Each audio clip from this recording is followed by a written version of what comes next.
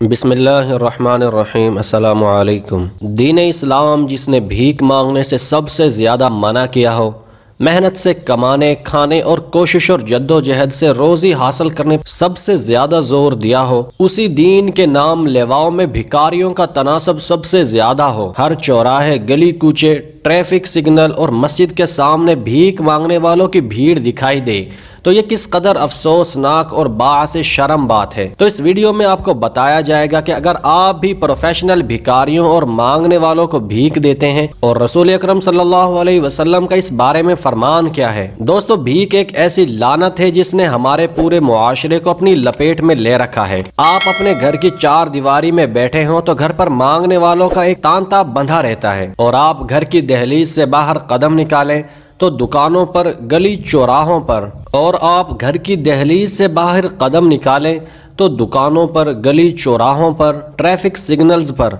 और इसके साथ साथ मस्जिद जैसी बाबरकत जगहों पर सवाल करने वालों की कमी नहीं आती। इनफरादी सतह पर तो छोड़िए, बहैसियत कौम भी हम भीख मांगने वालों में ही शुमार होते हैं।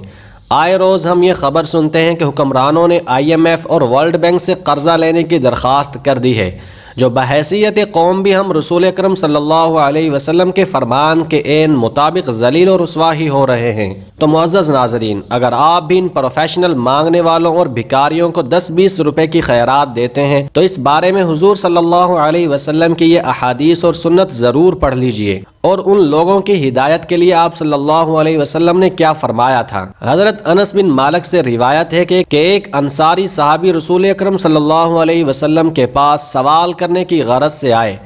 आपने उनसे पूछा, क्या तेरे घर में कुछ नहीं है? वो बोले, क्यों नहीं, एक कंबल है जिसका एक हिस्सा हम बिछा लेते हैं और एक हिस्सा ओढ़ लेते हैं, और एक पानी का प्याला है जिससे हम पानी पीते हैं। आपने फरमाया, वो दोनों चीज़ें मेरे पास ले आओ। वो सहाबी गए और अपनी दोनों चीज़ें ले आए।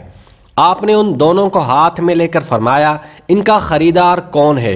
एक शख्स बोला, मैं 1 दीनार में खरीदता हूँ। आपने फरमाया, 1 दीनार से जायद कौन देता है? और इस तरह आपने 2 या 3 मरतबा फरमाया, यानी इस कंबल और प्याले की बोली लगी जो बोली आपने लगाई। एक शख्स ने कहा, मैं इन दोनों चीज़ों को 2 दिरहम में लेने के लिए तैयार हूँ।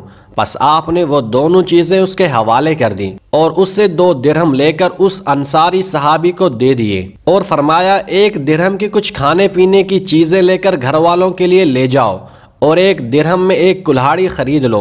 वह सहाबी कुल्हाड़ी लेकर आपके पास आए तो आप सल्लल्लाहु अलैहि वसल्लम ने उसमें एक लकड़ी अपने दस्ते मुबारक से ठोंकी और फरमाया, जाओ लकड़ियां काट कर बेचो और 15 दिन तक मैं तुम्हें यहाँ ना देखूं। बस वो शख्स चला गया। वो लकड़ियां काटता और उनको बेचता। कुछ दिनों बाद वो शख्स आया और उसने 10 दिरहम कमाए थे, जिसमें से उसने कुछ का कपड़ा खरीदा और कुछ का खाने पीने का सामान। आप सल्लल्लाहु अलैहि वसल्लम ने फरमाया, तेरे हक में ये बेहतर है इस बात से कि क़यामत के दिन तेरे मुंह पर एक दाग लगा हो। नीज आप सल्लल्लाहु अलैहि वसल्लम ने फरमाया, सवाल करना दुरुस्त नहीं मगर 3 तरह के आदमियों के लिए। एक वो जो निहायत मुफलिस हो, खाक में लौटता हो।